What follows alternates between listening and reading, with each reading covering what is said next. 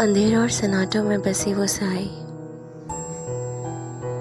उजाड़ और बयाबान में रहने वाली वो मखलूक़ात और कुछ दिल दिला देने वाले वाक़यात के साथ welcome to my show horror night with फिज़ा।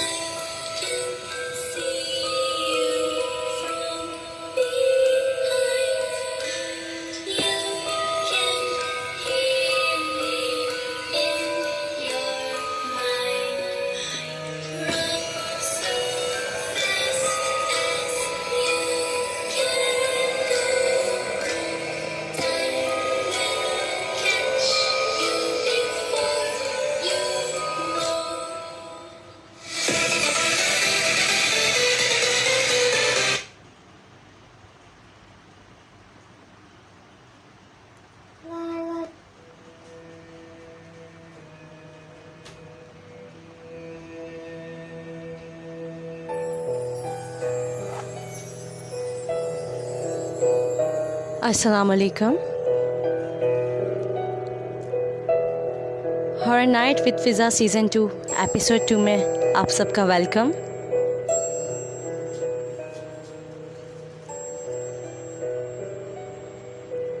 मेरे शब के प्यारे सितारों, इस हसीन रात के मुसाफिरों, रात का वो पहर आ गया है, वो वक्त, जी हाँ, वो वक्त जब आपकी और मेरी मुलाकात होती है, हम रूबरू होते हैं। आपकी समातों में मैं कुछ वाक़यात सरगोश करती हूँ।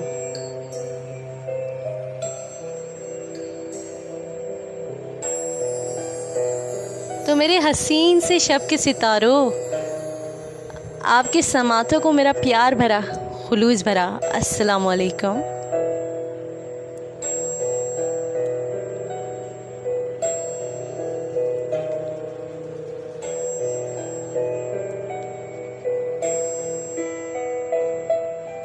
वो तमाम लोग जो मुझे काफ़ी अरसे के बाद सुन रहे हैं, आप लोगों को बताती चलूं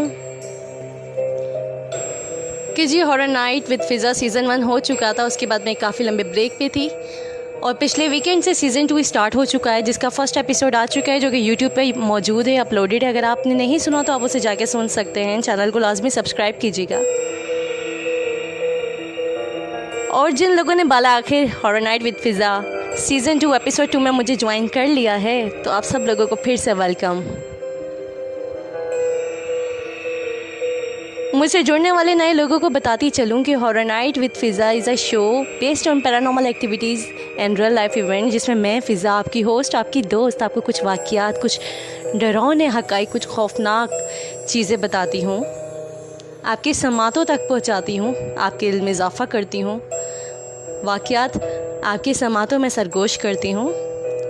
और आज भी अपने इस एपिसोड 2 में मैं कुछ वाक़यात, कुछ हक़ाइक़ लेके आपकी खिदमत में हाज़िर हुई हूँ।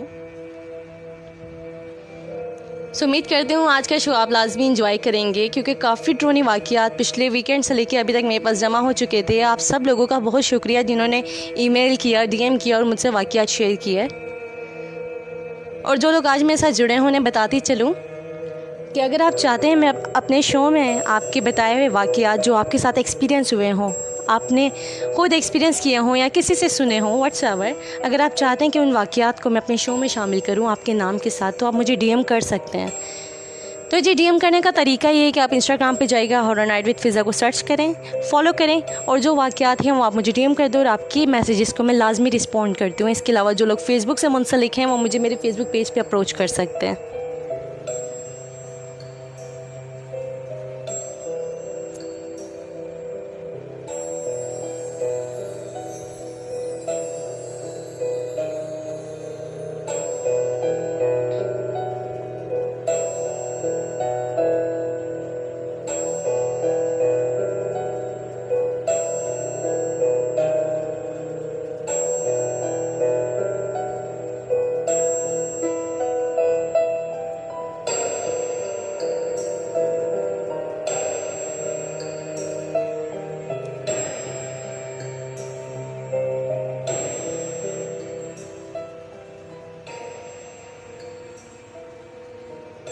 सो जी,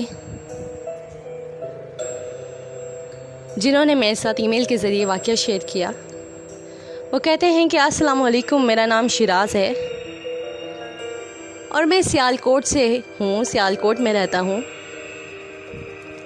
ये बात नवंबर 2018 की है, जब मैं और मेरे 2 दोस्त क्रिकेट ग्राउंड में शाम के टाइम गए, जो कि कब्रिस्तान के साथ ही है।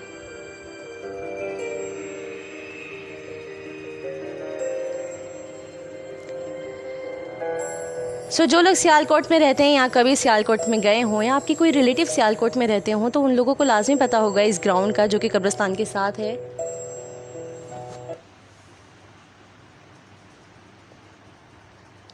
तो वो कहते हैं कि मैं और मेरे दोस्त क्रिकेट ग्राउंड शाम के टाइम गए, जो कब्रिस्तान के साथ है। टहलते टहलते हमने तस्वीरें बनाना शुरू कर दी, पिक्चर्स लेना शुरू कर दी। हम तीनों में से 2 ने तस्वीरें बनाई, जिनके अंदर एक मैं था और एक मेरा दोस्त था। जैसे ही हमने तस्वीरें ली तो साथ ही अजान होना शुरू हो गई और हम चले गए। अगले दिन मेरे किसी अपने दोस्त ने देखा कि तस्वीर के पीछे कोई औरत जैसी चीज़ खड़ी है, तो उसने उस वक्त गौर नहीं किया।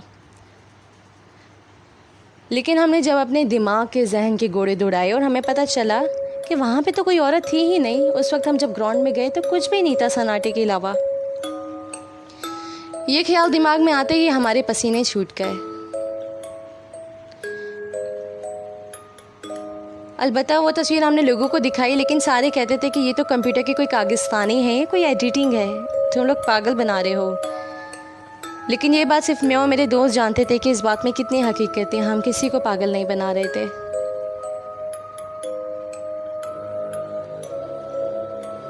बहरहाल घर वालों को तस्वीर दिखाने के बाद उस दिन के बाद से हमारा ग्राउंड जाना बंद हो गया। उसके बाद होता कुछ यूँ था कि आए दिन मेरा नुकसान होता रहता था। हर तरफ से कोई ना कोई डस्ट पड़ती रहती थी। मेरा एक दोस्त जो उस तस्वीर में मेरे साथ मौजूद था, वो तो डर के मारे इस्लामाबाद भाग गया और वो बताता था कि मुझे लगता है मेरे पीछे पीछे कोई चलता है, लेकिन वो नज़र नहीं आता। उसकी इस बात पे मुझे काफ़ी हैरानी होती थी, क्योंकि मेरे साथ ऐसा कुछ नहीं हो रहा था। शायद इस वजह से क्योंकि मैं नमाज़ पहले भी पढ़ता था और नमाज कभी मैं छोड़ता नहीं था।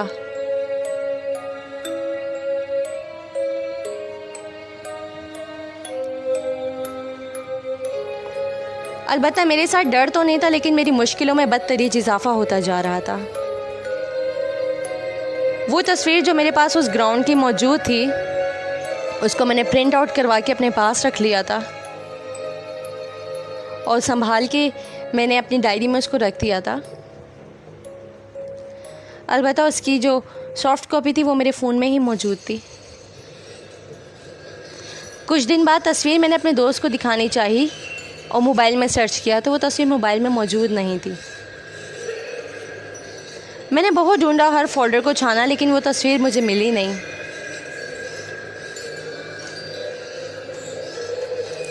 आखिर मैंने प्रिंट आउट वाली जो हार्ड कॉपी थी वो तस्वीर ढूंढनी चाहिए कि मैं अपने दोस्त को दिखाऊं।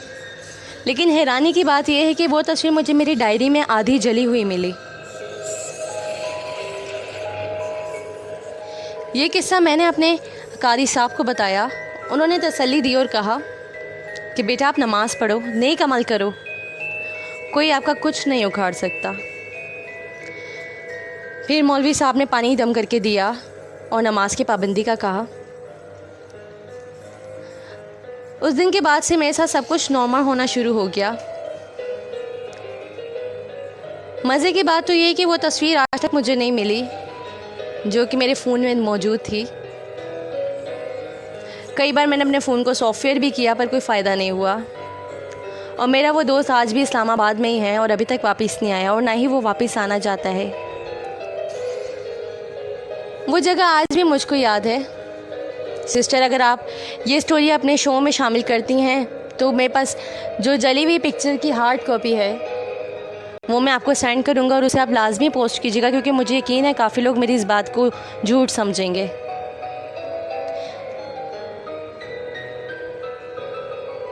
उस तस्वीर को मैं आज भी देखता हूँ तो मुझे अजीब सा डर लगता है। लेकिन मैं तमाम लोगों से रिक्वेस्ट करूँगा, मेरी तरह जो लोग इस तरह की चीज़ों को एक्सपीरियंस कर रहे हैं, प्लीज़ आप नमाज की पाबंदी करें, किसी उल्टे सीधे चक्कर में मत पड़ें। बस नमाज की पाबंदी करें। नमाज एक ऐसा अमल है जिससे आपका कोई कुछ नहीं बिगाड़ सकता।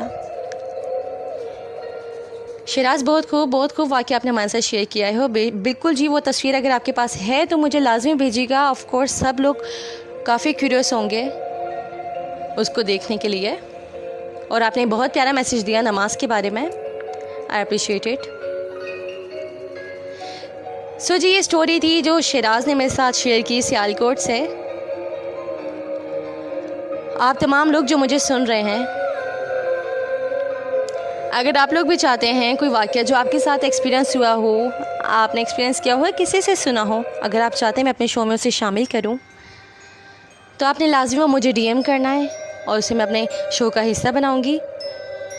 तो जी, आगे बढ़ने से पहले आप सबकी हाज़िरी लगा लूँ। तमाम लोग जिन्होंने मुझे ज्वाइन किया, आप लोगों के नाम कॉल कर लूँ। तो जी, मुझे तूबा कहती हैं, हाय तूबा शहज़ाद, हेलो।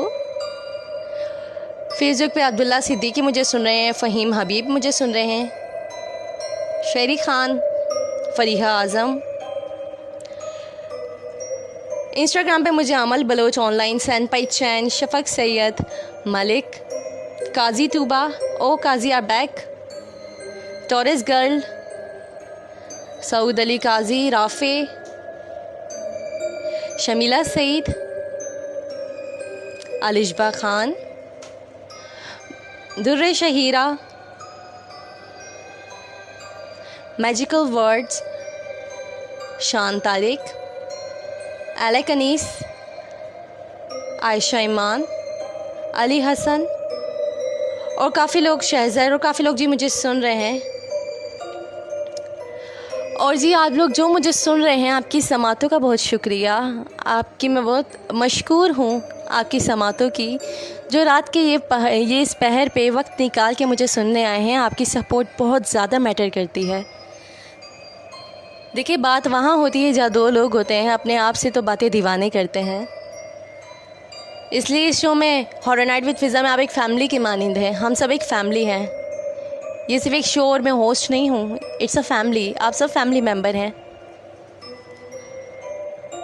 और मुझे मालूम है मेरे काफ़ी फैमिली मेम्बर्स ने मुझे अपने बायो में मेंशन किया हुआ है, जिसको मैंने अपने इंस्टाग्राम पे हाईलाइट भी किया हुआ है। उसका भी जी बहुत शुक्रिया। और जिन्होंने नहीं किया, लाजमी से कर लें मुझे मेंशन, ताकि जो भी आपसे पूछे कि भाई horror night with Fiza what is this, तो आप उन्हें बता दें जी वीकेंड नाइट को हमारी बहन शो करती है, सुनने आया करो। आप लोगों का शो है, आप लोगों ने ग्रो करना है। इसके अलावा जी, जो लोग मुझे सुन रहे हैं, अगर आप लोगों ने मुझे यूट्यूब पे सब्सक्राइब नहीं किया हुआ तो लाजमी कर लीजिएगा, उसका लिंक बायो में मौजूद है। यूट्यूब चैनल को लाजमी सब्सक्राइब करना है, क्योंकि वहाँ पे हर दूसरे दिन मैं शॉर्ट हॉरर स्टोरीज़ बना के एडिट करके ख़ुद अपलोड करती रहती हूँ, जो आप लोग काफ़ी इंजॉय भी करते हैं। तो यूट्यूब को लाजमी सब्सक्राइब करना है और इंस्टाग्राम पे फॉलो करना है और डीएम करके वाक़यात लाजमी बताना है। ये आप लोगों की ज़िम्मेदारी है, शो करना मेरी ज़िम्मेदारी। सो जी, नेक्स्ट स्टोरी की तरफ बढ़ने से पहले लेट्स सी, हमारे पास कोई लाइव रिक्वेस्ट आई हुई है। मलिक की लाइव रिक्वेस्ट है, बट मेरी इनसे कोई डीएम में बात नहीं हुई और मैं रैंडम लेती नहीं हूँ। Let's see what Malik says. अगर आई थिंक ये शमीला सईद की फ्रेंड है।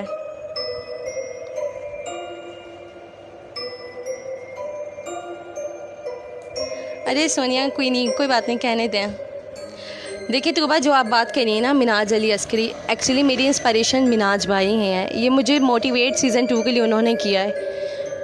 मिनाज भाई के लिए तो मैंने एक हाईलाइट बनाया हुआ है बाकायदा। मैं ख़ुद उनसे इंस्पायर हूँ। हम सब बचपन से उन्हें सुनते आए हैं और हम उनसे इंस्पायर हुए और ये सब काम कर रहे हैं।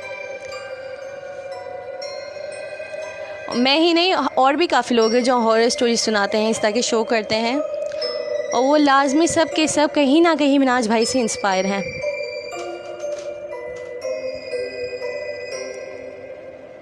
तो जी नेक्स्ट स्टोरी की तरफ बढ़ते हैं।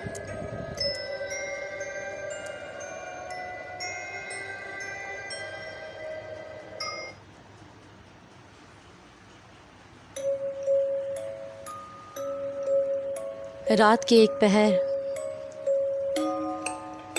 जब नींद में घबरा के उसकी आंख खुली तो उसने अपने आप को एक बहुत ज़्यादा खौफ के आलम में पाया।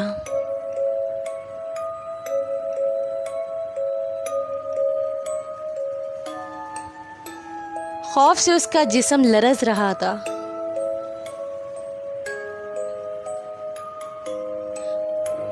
वो सिर्फ एक ही आवाज़ में पुकारी जा रहा था कि इतनी खौफनाक चीज़ तो मैंने कभी नहीं देखी।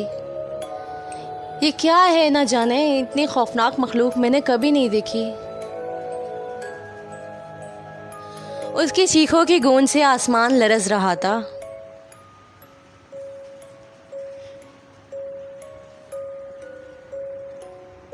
अस्सलाम वालेकुम। ये स्टोरी मुझे मेरी एक फ्रेंड ने भेजी है जो मैं आपको सुनाना चाहती हूँ। वो कहते हैं कि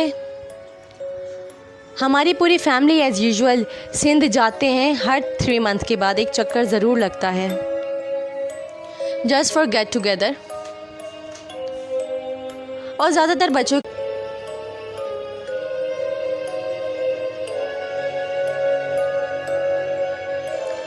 और कज़न गैदरिंग एक ऐसी चीज़ होती है जो बच्चों के लिए इंजॉयमेंट का सबब बनती हैं। वहाँ के बागात और खेत और खुले मैदानी इलाके और पेड़ पौधे एक तरफ जहाँ खुशी का एहसास दिलाते हैं और दूसरी तरफ वो काफ़ी खौफनाक भी लगते हैं। कभी कभार उनसे काफ़ी खौफ भी आता है। बाकायदा उनको देख के मालूम होता है जैसे यहाँ पे कोई और चीज़ भी है जो अपनी मौजूदगी का एहसास दिला रही है। स्पेशली मेरे लिसनर्स में वो लोग जो सिंध या सिंध के इलाकों से वाबस्ता हैं, उनके रिलेटिव वहाँ हैं, वो इस बात को रिलेट कर पाएंगे और ये हकीकत है।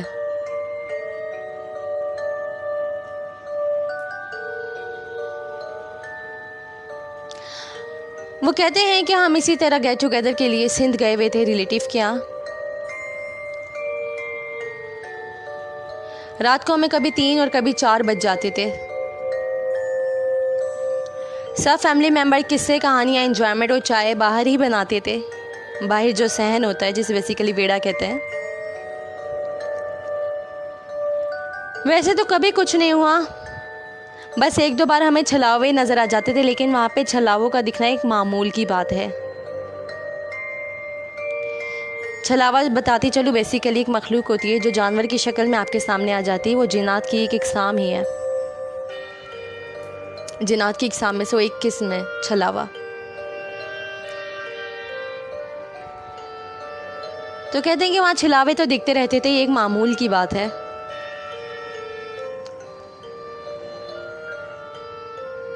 तो हमने हमेशा उनको बहुत नॉर्मल लिया। मेरे अपने कज़न जो वहीं पे बड़े हुए हैं, उनके लिए तो बहुत नॉर्मल बात थी। लेकिन एक दफ़ा ईद के सेकंड डे प्रोग्राम बना और हम सब खुशी के साथ अंकल के घर पहुंच गए। पूरा दिन घूमने में गुजारा और रात को एज यूजुअल बाहर सब चबूतरे पे बैठ के हंसी मजाक कर रहे थे। मेरा कज़न जिसकी एज 24 इयर्स है और भतीजा और बच्चे और काफ़ी फैमिली मेम्बर्स, वो वहीं रोड पे अपनी मस्तियों में घूम रहे थे और बच्चे हाथों में टॉर्चेस जला के कुछ खेल रहे थे।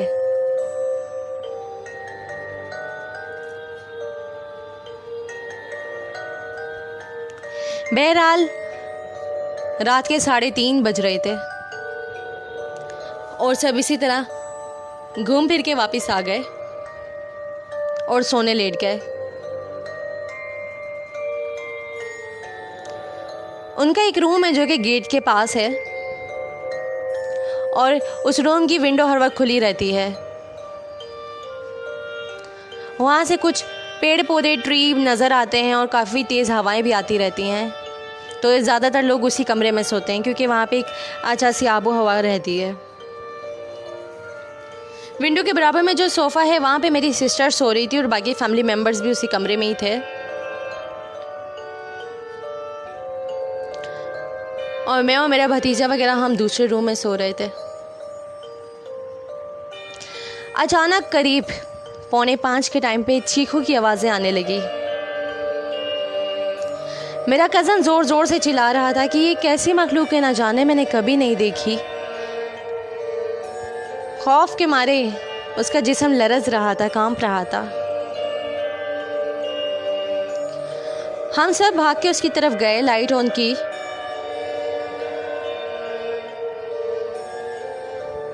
देखा कि मेरी बहन, मेरी बाजी जो हैं वो भी दीवार के साथ चिपक के खड़ी हुई हैं, जैसे मालूम नहीं किसी चीज़ ने उसे हवा में मुंसलिक कर दिया हो।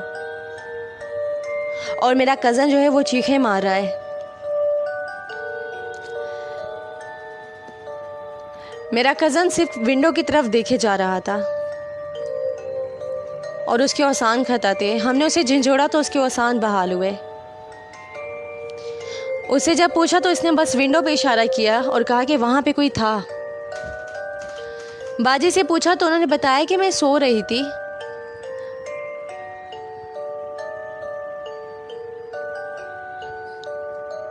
वो कहती हैं कि मैं सो रही थी तो मुझे ऐसा महसूस हुआ जैसे कोई चीज़ है मेरे पास से गुजरी है।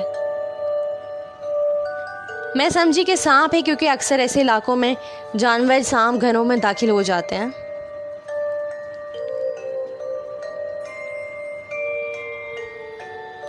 वो कहती कि मैं जैसे दीवार की तरफ जाके छिपक के खड़ी हो गई तो मैंने गौर किया, एक लंबा सा हाथ है जो मेरे कज़न तक जा रहा है, जो कि करीब 6 फीट के फासले पे खड़ा हुआ था और वो हाथ लंबा होकर उसकी तरफ जा रहा था। वो काफ़ी खौफनाक सा हाथ था, जैसे किसी जानवर का मालूम होता था।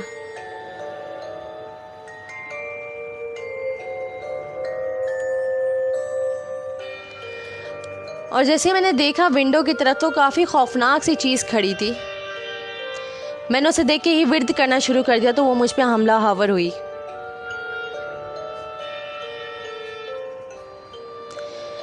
इतने में कज़न भी उठ गया, वो भी देखता रहा और चीखें मारता रहा।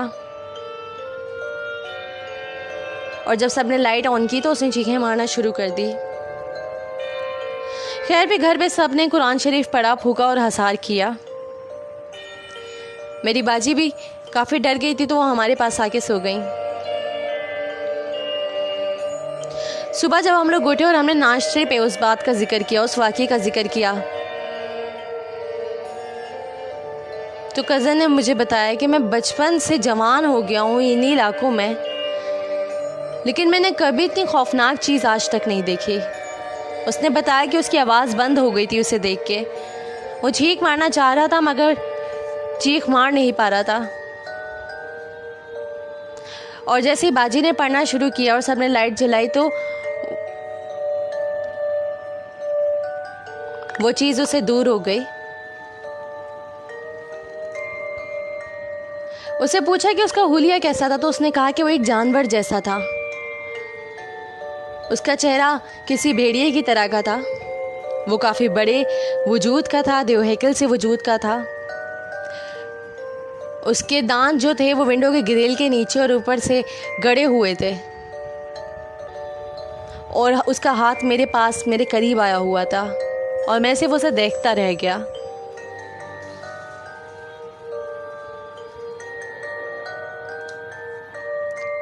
सब काफ़ी डर गए थे, और जब ज़्यादा मालूम किया तो पता चला कि जब रात को ये लोग सड़कों पे गश्त के लिए निकले हुए थे,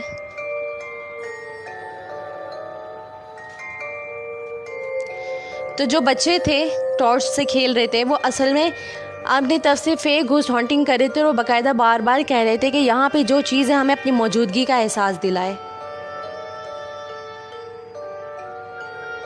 और ये बात जब हमें याद आई तो हमें वाकई दिमाग में मेमोराइज़ हुआ कि वो बच्चे वाकई हमारे सामने ही बातें कर रहे थे। उन्होंने 2-3 बार ये कहा और हंस के कह रहे थे कि यहाँ पे जो भी है हमें अपनी मौजूदगी का एहसास दिलाए।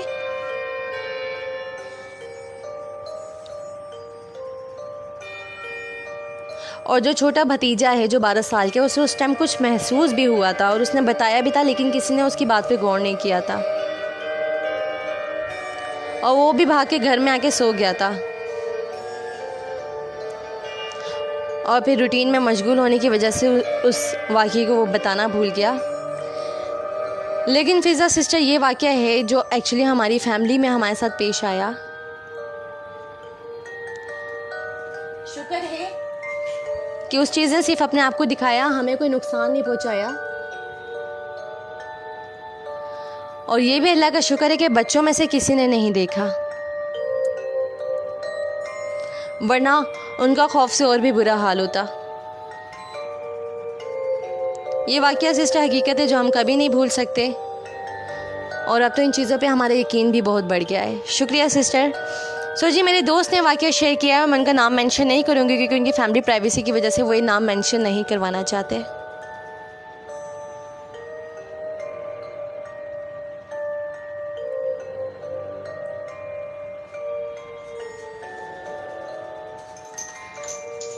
सो यहाँ पे मुझे मुसलसल मलिक की रिक्वेस्ट आ रही है लाइव पे ज्वाइन करने के लिए। शमीला से ही, अगर ये आपके फ्रेंड है तो प्लीज़ बता दीजिएगा, ये भी अनस ताहिर की तरह ना हो।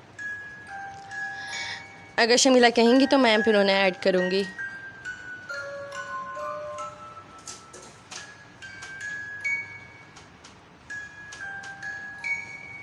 ओके शमीला।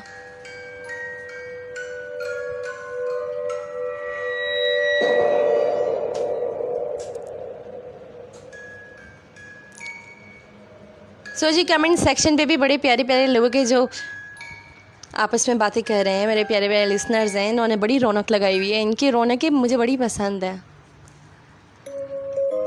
और यहाँ 2:28 हो गए, यानी कि शो का आधा हिस्सा मुकम्मल हो चुका है। तो मैं आज के टॉपिक की तरफ बढ़ूँ। जी हाँ, वो टॉपिक जिसकी पोस्ट, जिसकी कैप्शन देख के आप लोग यहाँ तक आए हैं, उसके बारे में लाजमी बात होगी।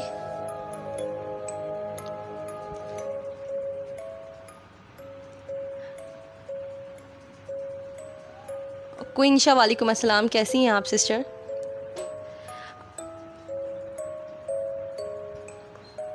स्वीटी मुस्कान ने हमें ज्वाइन कर लिया है।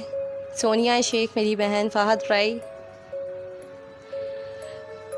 जी। चैट सेक्शन में काफ़ी अच्छे अच्छे लोग प्यारी प्यारी बातें कर रहे हैं। थैंक यू सो मच आप लोगों की ज्वाइन करने का।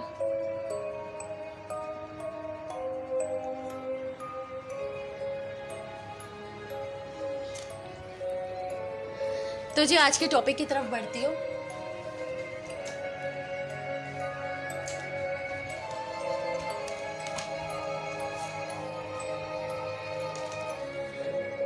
जिसका मैंने पोस्ट किया था, आज का टॉपिक एडवर्ड मोरड्रेक।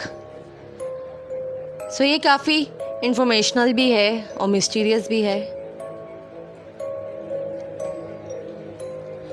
काफ़ी लोग एडवर्ड मोरड्रेक को जानते होंगे, स्पेशली वो लोग जो हॉरर फ्रीक के मेरे हॉरर फेलास हैं, उनको इसके बारे में पता होगा।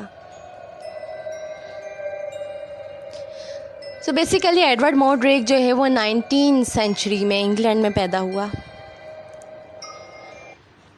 उसका जी बैकग्राउंड ये है कि एडवर्ड मोरड्रेक से पहले 2 बहनें थी और इनके पेरेंट्स की बहुत ख्वाहिश थी कि हमें बेटा हो। काफ़ी प्रे भी करते थे, और जब उन्हें पता चला कि हमें हमारे घर एक बेटा आने वाला है तो काफ़ी एक्साइटेड थे। और उनका एक बेटा पैदा हुआ जिसका नाम उन्होंने एडवर्ड मोर ड्रेक रखा। एडवर्ड मोर ड्रेक की माँ काफ़ी खुश थी। जब नन्हे से छोटे से एडवर्ड मोर ड्रेक को नर्स एक बेबी पैक में लपेटे हुए उसे उसके बाप तक लेकर आ रही थी, वो लोग काफ़ी एक्साइटेड थे। लेकिन अपने बेटे को पहली नज़र में देखने के बाद वालिदैन काफ़ी टेरराइज हुए, काफ़ी खौफ में चले गए, क्योंकि उनका वो बेटा नॉर्मल नहीं था।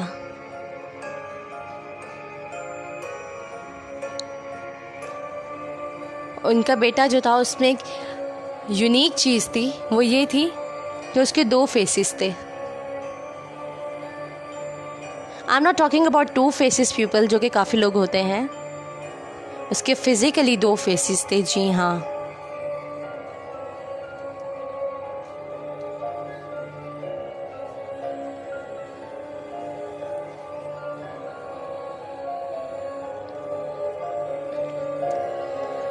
काफ़ी लोग जिन्होंने आज के मेरे एपिसोड की पोस्ट देखी होगी उन्होंने इस पिक्चर में बाकायदा देखा होगा कि एडवर्ड मोर ड्रेक का जो मेन फेस था वो तो सामने था, लेकिन उसके सर के पीछे जहाँ पे बेसिकली हमारा हराम मगज़ यानी कि मेडुला ऑब्लांगेटा होता है, उसे ठीक ऊपर एक और चेहरा था जो कि उसके पेरेंट्स को काफ़ी टेरराइज़ करता था। लेकिन वक्त बढ़ता गया, उन्होंने अपनी औलाद को एक्सेप्ट किया। वालिदैन तो ऐसे ही करते हैं, औलाद कैसी भी हो एक्सेप्ट कर लेते हैं।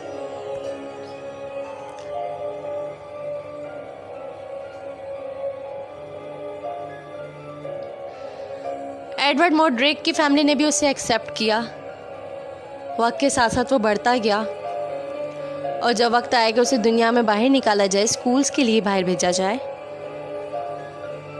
तो उनका बच्चा काफ़ी डिसअपॉइंट होकर आता था, क्योंकि लोग उसे कुछ खौफज़दा होते थे, टेरराइज होते थे, और कुछ उसे बुली करते थे।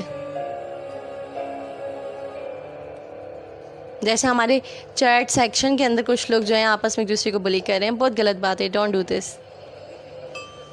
ऐसे जी एडवर्ड मोर ड्रेक को भी कुछ लोग बुली करते थे, जिसकी वजह से वो एंटी सोशल हो गया। एंटी सोशल मतलब वो घर में ही रह गया, ना उसने कभी कोई दोस्त बनाया, ना उसने लोगों में जाना पसंद किया। इसके बावजूद अपनी काबिलियत को बरोए कार लाके वो एक बहुत अच्छा म्यूज़िशियन बन गया था, और उसे मेडिकल साइंस पे एक बिलीफ था, एक यकीन था कि कभी ना कभी मेडिकल साइंस मेरे लिए कुछ कर पाएगी, मेरे इलाज को मुमकिन कर पाएगी।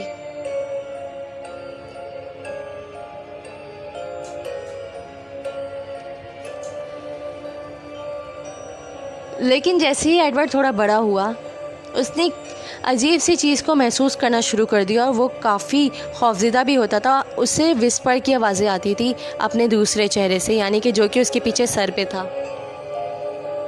और वो सबको कहता था कि मुझे अपने दूसरे चेहरे से डिमोनिक वॉइसेस आती हैं। जब मैं सैड होता हूँ, अफसरदा होता हूँ, गमज़दा होता हूँ, तो मेरा डिमोनिक फेस जो है वो हंसता है, खुश होता है, और जब मैं खुश होता हूँ तो वो रोता है। अक्सर नींद में मुझे वो जहन्नुम के वाक़ियात बताता है, जहन्नुम के मनाजिर के बारे में बताता है।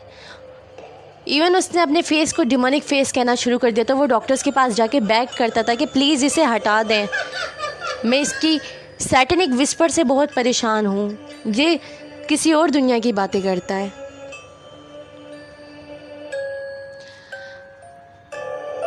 अपने उस सेकंड फेस की वजह से वो इतना टेरराइज हो गया, इतना उसको उस वॉइसेस ने, विस्पर्स ने इतना ट्रॉमेटाइज़ किया कि 23 साल की उम्र में उसने अपना फर्स्ट सुसाइड अटैम्प्ट किया।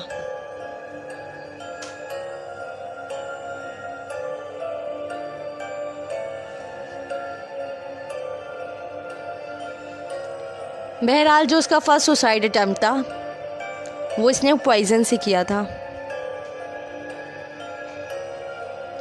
उसने पॉइज़न पिया था, जिसकी वजह से वो अनकॉन्शियस हो गया था, यानी कि बेहोशी के आलम में चला गया था। लेकिन उसके सेकंड फेस ने इतना शोर मचाया कि लोग उसको जल्द से जल्द डॉक्टर के पास ले गए, और अपना फर्स्ट सुसाइड अटैम्प्ट सरवाइव कर गया। उसके बाद कुछ ऐसा हुआ कि वो एक कमरे में बंद करता था, वो लोगों को फ्यूचर के बारे में कुछ बातें बताता था और लोग काफ़ी हैरान होते थे और उससे पूछते थे तुम्हें ये सब कैसे पता चला। तो वो कहता था कि मेरा डिमोनिक फेस मुझे विस्पर्स करता है और ये बातें बताता है। कुछ लोगों ने यकीन करना शुरू कर दिया था कि इस बंदे के साथ मामलात कुछ अलग हैं।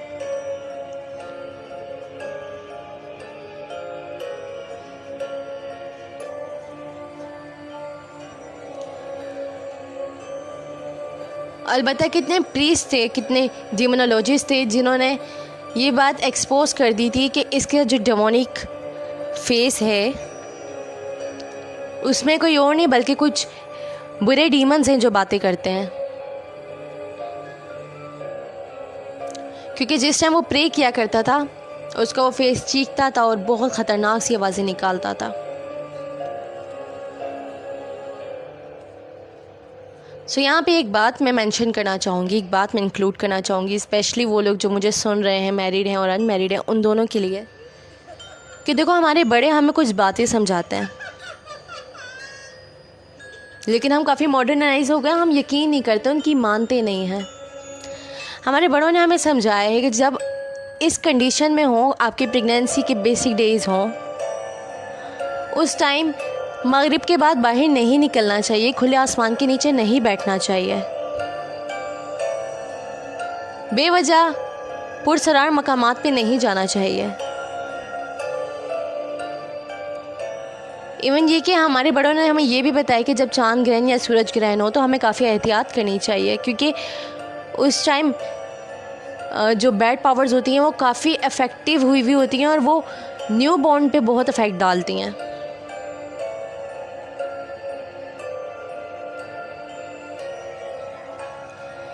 लेकिन हम लोग काफ़ी मॉडर्नाइज हो गए, इसलिए हमने अपने बड़ों की बातों को मानना छोड़ दिया है। और ये बात हकीकत है, जिन्होंने अपने बड़ों की बातें मानना छोड़ दी वो हमेशा बर्बाद हुए हैं। सो हो सकता है एडवर्ड की माँ के साथ भी कुछ इसी तरह के मामलात हुए हों। अलबत्ता एडवर्ड की ज़िंदगी एक गम का पहाड़ बन चुकी थी। वो अपनी उस डिमोनिक फेस से इतना ट्रॉमेटाइज हो गया था कि उसने बिना बताए सेकंड अटैम्प्ट किया, लेकिन उससे पहले उसने एक विल लिखी थी और उस विल के अकॉर्डिंग उसने कहा था कि जो लोग भी मुझे मरा हुआ पाएं वो मेरे दूसरे सर को कलम करके कहीं दफना देना। और उसने जो सेकंड सुसाइड अटैम्प्ट की वो एक पंखे से लटक के अपने आप को हैंग करके उसने अटैम्प्ट की।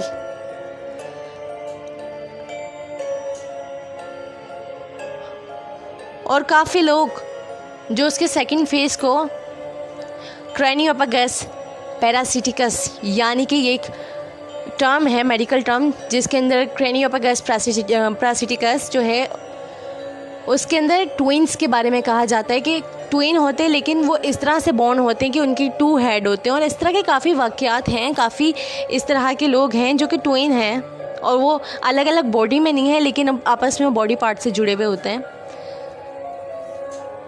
तो जो लोग इस बात को मानते थे कि ये भी इसका एक ट्विन है जिसका सेकंड फेस है उसकी सर के बैक साइड पे, वो बहुत हैरान हुई थी, स्पेशली क्योंकि जब ट्विन होते हैं और उनकी एक बॉडी होती है, यानी कि एक लंग हो, एक हार्ट हो, इवन उनके ब्रेन 2 हो, लेकिन जब उनका दिल एक हो, पूरी बॉडी का सिस्टम, रेस्पिरेटरी सिस्टम उनका एक हो, डाइजेशन सिस्टम उनका एक हो, सारा सब कुछ एक हो, तो जब एक सर हैंग होगा तो दूसरा बेसिकली मर जाएगा।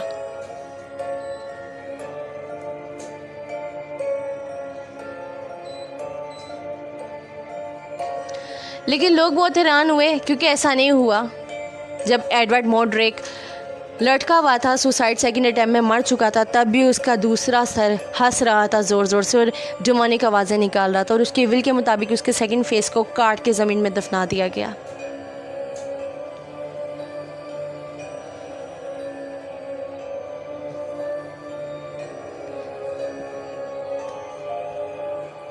सो एडवर्ड मोड्रिक की एक मिस्टीरियस सी स्टोरी है जिसके बारे में बेशुमार आर्टिकल्स इंटरनेट पे पड़े हुए हैं।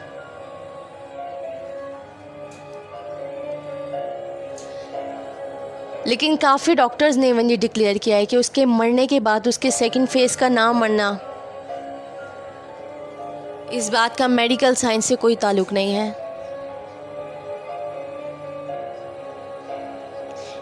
क्योंकि क्रैनियोपैगस के अंदर भी मुलविस जो लोग होते हैं जिनकी इस तरह बर्थ होती है, अगर मरते हैं तो दोनों मरते हैं।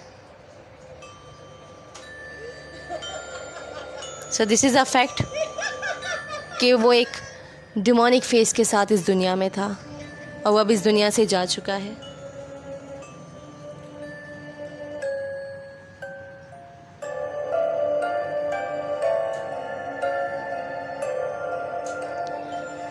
सो जी, यहाँ कमेंट सेक्शन की तरफ आते हैं और देखते हैं कि आप सब क्या कह रहे हैं। क्वीनशा कहती हैं, फ़िज़ा इतने दिनों बाद आती हैं आप। क्वीनशा, असल में मेरे 2 चैनल्स हैं, एक गेमिंग का है, दूसरा ये हॉरर नाइट का है। तो मुझे दोनों को जो है मेंटेन रखना पड़ता है, और गेमिंग वाले चैनल पे तो मुझे, क्योंकि वो न्यू बनाया, तो मुझे उस पर वीडियोस डालनी होती हैं। तो मैंने अपने कंफर्ट टाइम टेबल बनाए हुए हैं जिसमें मैं वीकेंड को ये शो आराम से कर पाती हूँ, और मेरे पास काफ़ी स्टफ़ जमा हो जाता है आप लोगों को बताने के लिए। और मैं चाहती हूँ कि कंटेंट जो है ना मज़े का होना चाहिए। ये नहीं कि मैं रोज़ रोज़ करूँ तो मैं हर एक की स्टोरी सुनाती जाऊँ, भले उसमें एक ट्विस्ट हो या ना हो।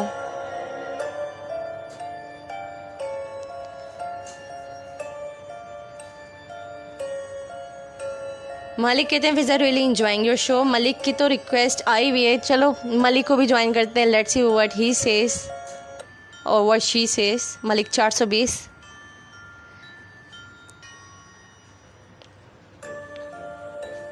वालेकुम अस्सलाम शाहिद भाई, कैसे हैं आप? दानिश, मैं बताती हूँ गेम का आपको, ये मलिक ज्वाइन करना है उसके बाद बताती हूँ।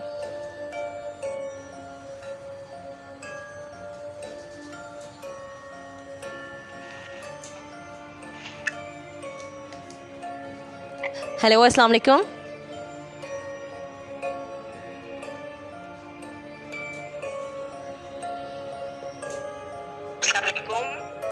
हेलो, अस्सलाम वालेकुम। आपको मेरी आवाज़ आ रही है?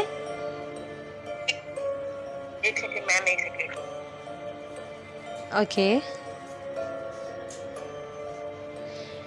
जेव्स, आपका कौन सा वाक़या मुझे डीएम करके याद दिला दीजिएगा ताकि मैं उसको अगले शो में शामिल कर लूँ।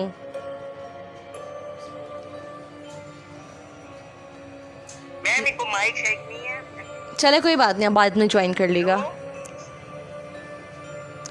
सोचिए हमारे साथ मलिक 420 मौजूद था, लेकिन उनका माइक सही नहीं है। चलो नेक्स्ट शो में मैं उनसे पहले पर्सनली बात करूँगी, फिर उनको ले लूँगी, बिकॉज़ पहले तो रैंडम थे, ये मसला था। दूसरा, उनके माइक के साथ भी काफ़ी मसले मसाइल हैं, टेक्निकल इश्यूज़ हम नहीं अफोर्ड कर सकते। 420, यस शमीला, 420 का फ्रेंड इज़ 420। सैम्पा कहते हैं, he sound like a kid. May be he is a kid. बच्चों को आना अलाउ नहीं है क्या? I never ever say it's my 18 personal live session.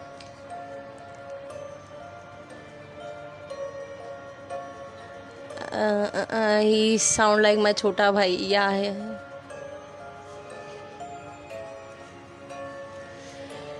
तो जी टाइम क्या हुआ है? टाइम, हाँ टाइम तो जल्दी जल्दी गुजर रहा है। अगली स्टोरी शामिल करूँ पहले। हाँ, सबको बता दूँ गेमिंग चैनल के बारे में क्या सीन है। सीन ये कि आप लोगों की बहन ने गेमिंग चैनल भी बना दिया है जिसका नाम है फ़िज़ा दी गेमर गर्ल। और फ़िज़ा दी गेमर गर्ल को भी लाजमी सपोर्ट करना, इंस्टाग्राम पे उसको फॉलो करना, और यूट्यूब पे तो सब्सक्राइब करना ही करना है ना। यूट्यूब पे तो सब्सक्राइब समझो फ़र्ज़ है। उसके अंदर आप लोग बड़े शौक हो जाएंगे, क्योंकि बड़ी डिफरेंट सी पर्सनालिटी लगती है मुझे, क्योंकि हॉरर शो एक ऐसा कंटेंट है जिसके अंदर सीरियस होना पड़ता है। आप हर बात को शुगर नहीं कर सकते। हालांकि जो लोग मुझे पर्सनली जानते दे नो मैं कितनी जोली पर्सन हूँ।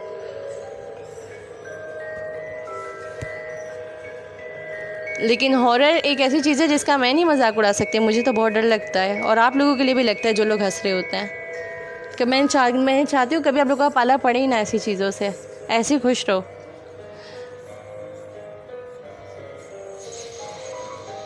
सो जी, फ़िज़ा दी गेमर गर्ल के बारे में मैं बता दूं, इसका चैनल है, उसका नाम है फ़िज़ा दी गेमर गर्ल, जिसको आप लोगों ने सब्सक्राइब करना है। और उसके अंदर अभी रिसेंटली एक वीडियो भी अपलोड की है, जाके उसको लाइक करना, क्योंकि उसके 50 लाइक होंगे तभी उसका पार्ट 2 बनेगा।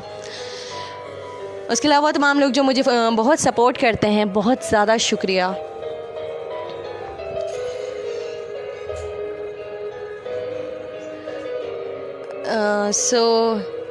शेरी नहीं, यू नेवर नो, नेवर जज a book by its cover.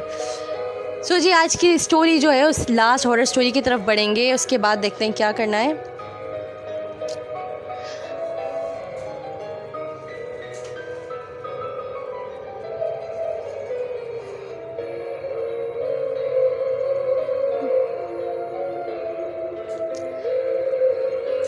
सो ये स्टोरी है जो कि मुझे ईमेल की है नजम ने।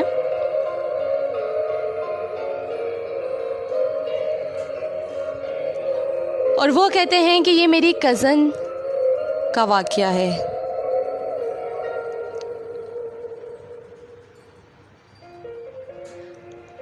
वो कहते हैं कि एक दिन मेरी कज़न, जो कि उम्र में इतनी ज़्यादा बड़ी नहीं है, स्कूल में पढ़ती है, कहते हैं एक दिन जब वो स्कूल से वापस आ रही थी तो रास्ते में दरख्त के नीचे पानी पीने के लिए खड़ी हुई उसने अपने स्कूल बैग में से अपनी बोतल निकाली और पानी पिया। और उसने देखा कि अचानक कोई एक लड़की उसकी तरफ आ रही है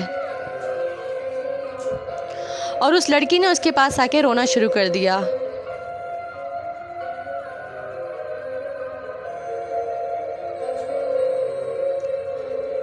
मेरी कज़न समझी शायद कोई मदद मांगने के लिए आई है। मेरी कज़न ने पूछा क्या बात है, क्यों रोई रही हो? तो वो कहने लगी मेरा कोई दोस्त नहीं है, ना कोई मुझसे खेलता है, प्लीज़ तुम मेरी दोस्त बन जाओ, मेरे साथ खेलो। मेरी कज़न कहने लगी अभी तो मैं स्कूल से आ रही हूँ, फिर खेलेंगे बाद में, तुम शाम को आना, तुम कहाँ रहती हो? जिस पर उस लड़की ने कहा कि तुम बताओ तुम्हारा घर कहाँ है? वो कहती है कि यही है, मगर मेरे घर का क्यों पूछ रही हो? तो उसने कहा कि तुम्हारे घर जाकर खेल लेते हैं, मैं तुम्हारे साथ खेलना चाहती हूँ। मेरी कज़न छोटी बच्ची है, नादान थी, उसका रोना देखकर उसे अपने घर ले आई। उसने घर आके सलाम किया और कहने लगी मम्मा ये मेरी दोस्त है, हम कमरे में खेलने जा रहे हैं। उसकी मम्मा ने देखा तो वहाँ पे कोई मौजूद नहीं था।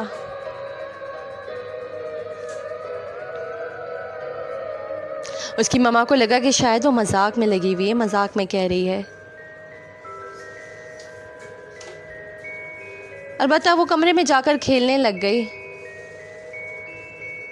लेकिन जब अजान हुई मगरिब की और मगरिब का वक्त बढ़ने लगा तो मेरी कज़न की तबीयत ख़राब हो गई। वो अजीब अजीब सी आवाज़ें निकाल रही थी।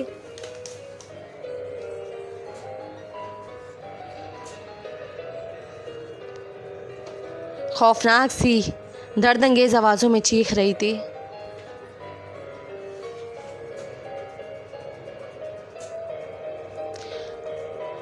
मैं खुद जब उनके घर गया और मैंने अपनी आंखों से उसे देखा तो मैं हैरान रह गया। उसमें इतनी ताकत आ गई थी कि वो हमारे दादा अब्बू की साइकिल को एक हाथ से आराम से उठा के हमारी तरफ फेंक रही थी।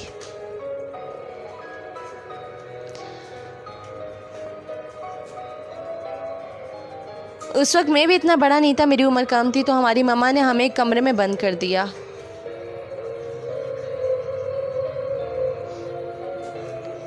और हमें कहा कि बाहर मत आना। लेकिन हम अंदर बैठे हुए थे और हमें मुसलसल आवाज़ें आ रही थी। फिर मेरे ताया अबू एक अल्लाह के नेक शख्स को लेकर आए। उन्होंने आके उस पर दम किया तो वो नॉर्मल हो गई। मगर अगले दिन मगरिब के बाद फिर वही कुछ और उसका वही भयानक रूप। और वो कहती थी कि मुझे इसको अपने साथ लेकर जाने दो, मैं इसको नहीं छोड़ूंगी। मेरे ताया अबू जिन अल्लाह के नेक शख्स को अपने साथ लेकर आए थे, उन्हें भी पता लग गया था कि ये आसानी से छोड़ने वाली चीज़ नहीं है। तो अगले दिन वो खुद ही आ गए और उसके बाद यूँ ही रोज़ रोज़ उस पर दम होता था। और मैंने उन्हें कहते हुए सुना था कि चाँद की इस तारीख को हम इस पर कब्ज़ा कर लेंगे। बहरहाल आखिरकार चाँद की भी वो तारीख आ ही गई जिस चाँद की 14वीं तारीख का वो जिक्र किया करती थी। उस दिन तो दोपहर से ही उसकी तबीयत ठीक नहीं थी और अचानक वो बेहोश हो गई और नीली पड़ गई। उसे हम ड्राइंग रूम में ले गए और दम वाले अंकल को बुलाया। इस बार वो अपने साथ एक और नूरानी से शख्स को लेकर आए थे। हम सब छोटे कज़न उन्हें विंडो से देख रहे थे, क्योंकि इस बार भी मम्मा ने हमें मना किया था कि आप लोग बाहर मत निकलना, लेकिन हम अपनी ज़िद से खड़े हो गए थे। और हमने देखा कि इस बार जो दूसरे अंकल आए थे उन्होंने उस पर 2 या 3 दफ़ा कुछ पड़ा और आबे ज़मज़म की जो छींटे हैं उसके ऊपर फेंकी। मेरी कज़न को हल्की सी होश आई। उन्होंने उससे पूछा कहाँ है वो। उसने इशारे से बताया कि सामने है। फिर अंकल ने उसके सर पे हाथ रख के दम किया तो उसकी थोड़ी सी आवाज़ निकली और कहने लगी, अंकल प्लीज़ मुझे बचा लो, इसने मुझे बहुत ज़ोर से पकड़ा हुआ है, मुझे जकड़ा हुआ है।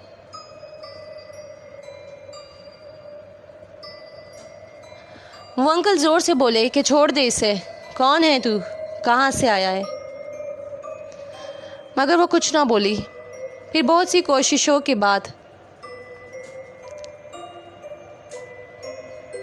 उसे बोलने पर मजबूर कर दिया और वो बोल पड़ी। कहती कि मेरा नाम गीता है,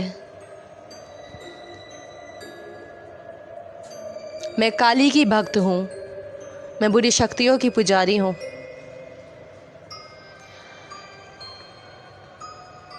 अंकल ने उसकी बात सुनने और कुरान की तिलावत शुरू कर दी तो वो ज़ोर ज़ोर से चीखने लगी।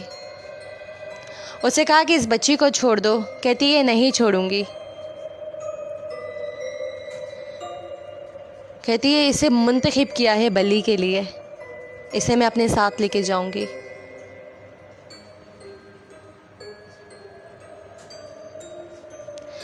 अंकल ने तिलावत ज़ोर से करना शुरू कर दी और उसे मुखातिब हुए उसे कहा छोड़ दो इसे वरना तुम मारी जाओगी।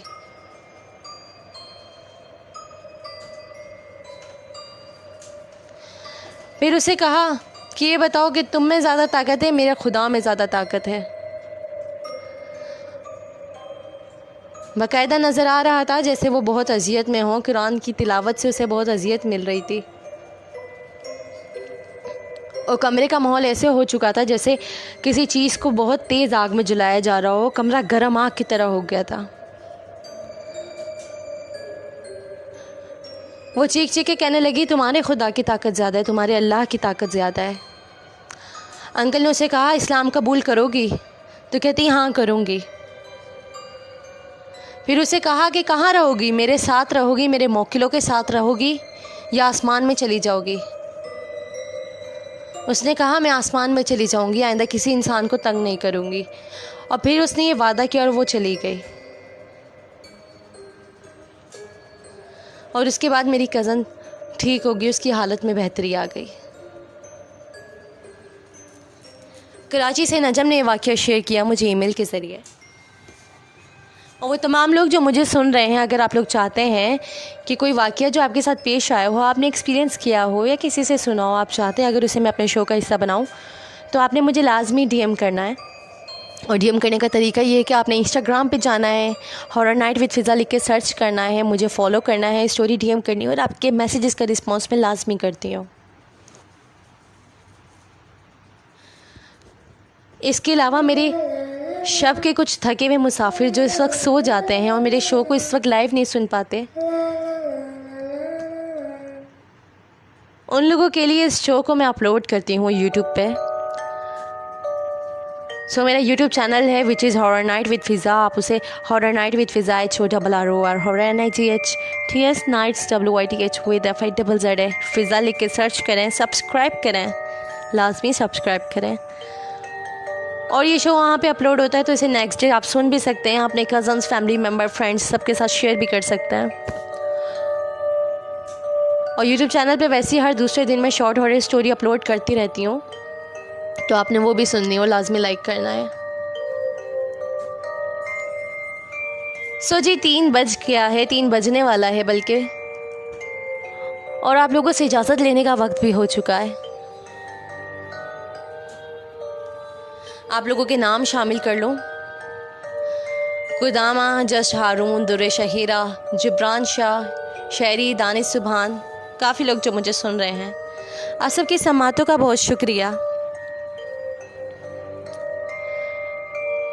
सो नेक्स्ट वीकेंड रात के इसी पहर 2 से 3 आप लोगों से फिर मुलाकात होती है।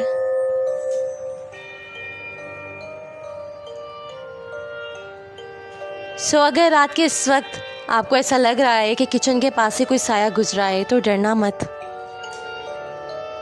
हो सकता है कई सालों से कोई बेड के नीचे साए की शक्ल में आपके कमरे में रह रहा हो। खौफ मत खाना। जी हाँ, खिड़की पे खड़ी वो हंसती लड़की जो गायब हो जाती है, लेकिन डरने की बात नहीं है, बिकॉज आप तो अशरफुल मखलूक है ना। And remember one thing, the dead do not hurt but the living one does. So next weekend रात को 2 बजे फिर मुलाकात होती है। टिल देन अपना बहुत ख्याल रखिएगा। बाय बाय, टेक केयर, फी अमान अल्लाह, अल्लाह हाफिज़।